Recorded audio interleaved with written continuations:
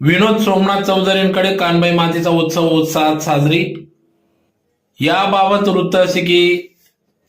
आज दिनांक 11 ऑगस्ट 2024 रोजी सायंकाळी 7 वाजता कानबाई मातेची स्थापना करण्यात आली असून या कानबाई मातेची स्थापना दरवर्षीप्रमाणे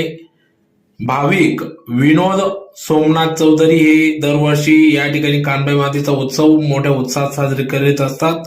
त्यातलाच एक भाग म्हणून आज कानबाई मातेचा उत्सवानिमित्त या ठिकाणी कानबाई मातेची स्थापना करून या ठिकाणी दर्शनाचा कार्यक्रम या ठिकाणी पार पडला, ज्यात प्रामुख्याने धुळे शहरातील